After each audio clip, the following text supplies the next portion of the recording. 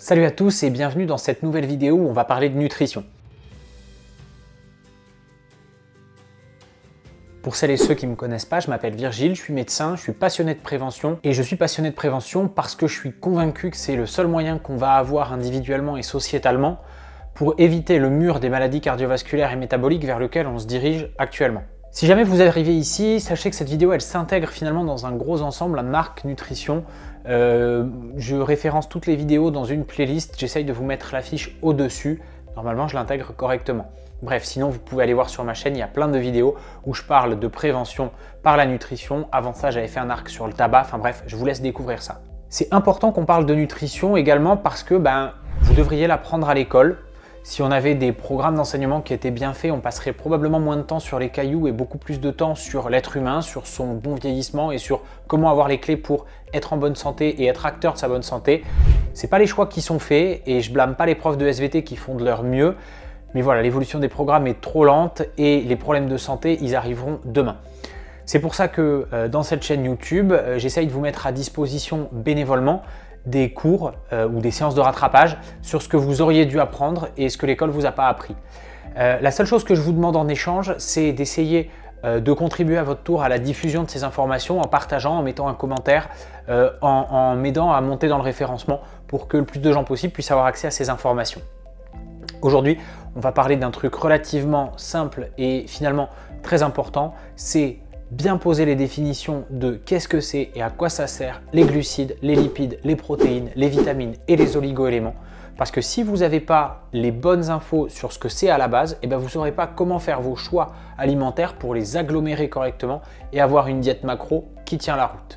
Pour que ce soit facile à comprendre, on va utiliser une métaphore qui est celle de la maison ou de l'appartement dans lequel vit une famille. Dans cet appartement, il faut qu'il y ait du chauffage, il faut qu'il y ait de l'énergie pour allumer les ampoules, toutes ces choses-là, la plaque de cuisson. Et en fait, l'énergie, c'est les glucides et les lipides. Dans le corps humain, ils servent quasi exclusivement à ça. Ça ne veut pas dire que le tissu gras qui est composé de lipides, il n'a pas d'autres actions. J'ai fait une vidéo dédiée sur le sujet. Le tissu gras, il peut synthétiser des hormones. Mais dans le fonctionnement de base du corps humain, en fait, les glucides et les lipides, ils vont servir surtout de substrat énergétique, c'est-à-dire pour faire alimenter la machine pour que votre corps il puisse fonctionner. Les glucides, c'est plutôt de l'énergie rapide et les lipides, c'est plutôt de l'énergie lente. C'est-à-dire que les glucides, c'est plutôt le radiateur à électricité, quoi. Vous le branchez, ça chauffe direct. Les lipides, c'est plutôt la chaudière au gaz classique, c'est-à-dire qu'elle met un petit peu plus de temps à se mettre en route. Les protéines, c'est tout ce qui va être des éléments structurels constitutifs de votre maison. Donc les murs c'est des protéines, les fenêtres c'est des protéines, les portes c'est des protéines, la douche c'est une protéine et les humains qui sont dans la maison ou dans l'appartement et qui sont utiles pour tout faire fonctionner et tout faire interagir ensemble, c'est des protéines aussi. C'est vraiment des éléments constitutifs fonctionnels. Dans le corps humain, du coup, les protéines, on va les retrouver dans les muscles, on va les retrouver dans les hormones, on va les retrouver dans les signaux qui permettent aux différents organes de discuter entre eux. En dernière cours, quand il y a plus assez de lipides, plus assez de glucides, on peut utiliser les protéines pour faire de l'énergie, mais c'est vraiment quand il n'y a rien d'autre. Et c'est typiquement l'image de vous avez plus de gaz, plus d'électricité, il faut vous chauffer, vous mettez les meubles dans la cheminée. Ça va vous chauffer. Mais franchement, dans l'absolu, vous auriez préféré utiliser autre chose que votre commode, votre lit et votre armoire pour vous chauffer. Les vitamines et les oligo-éléments, eux, ils apportent pas du tout d'énergie. Dans la maison, ça serait plutôt la planche à découper, les outils pour nettoyer le sol, pour récurer les éviers, la brosse à chiottes. C'est tout ce qui est pas indispensable. On peut faire sans, mais en vrai, au bout d'un moment, ça commence à poser problème. Le corps humain, il est capable de fonctionner assez longtemps, enfin, je veux dire, il est capable de fonctionner un temps donné plutôt, sans avoir des apports en vitamines et en oligo-éléments.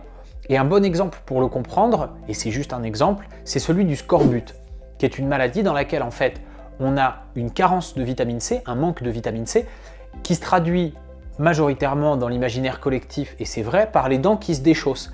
Et en fait, c'est une maladie qu'on voyait chez les marins, les pirates, les corsaires, qu'ils n'avaient pas au début de leur navigation parce que ils venaient de terre, ils avaient une alimentation riche et variée.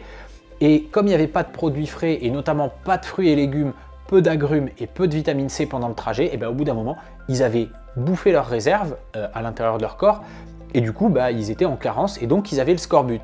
Et pendant tout le début du trajet, leur corps il arrivait à fonctionner sans assez de vitamines, et puis au bout d'un moment, le corps ne fonctionne plus. Donc les vitamines et les oligo-éléments, c'est des éléments non énergétiques qui sont essentiels au bon fonctionnement sur le long terme du corps, un peu comme des produits d'entretien. Donc en résumé, les glucides, les lipides, c'est de l'énergie, les protéines, c'est les molécules à tout faire, et les vitamines et les oligo-éléments, c'est les éléments du bon fonctionnement, c'est la WD-40 qui fait que ça ne grippe pas, c'est ce qui fait que le corps reste en bon état de fonctionnement dans le long terme. Maintenant que vous savez ça, vous pouvez regarder quand vous faites vos courses les éléments et les aliments qui sont riches en calories, avec les glucides, les lipides, qui sont riches en protéines et qui sont riches en vitamines et oligo-éléments. Dans la prochaine vidéo, on parlera des calories vides, et cette vidéo-là, elle était vachement importante pour que vous puissiez comprendre clairement, simplement, le concept de calories vides. Donc on se retrouve rapidement, peut-être dans une quinzaine de jours, pour la vidéo sur les calories vides. D'ici là, portez-vous bien. Si vous ne l'avez pas fait, s'il vous plaît, abonnez-vous à la chaîne, laissez un commentaire, aidez-moi à diffuser ce savoir qui est relativement important pour que les gens puissent faire leur choix correctement et participer eux-mêmes en étant acteurs de leur prévention. Et puis, prenez soin de vous. À bientôt. Ciao.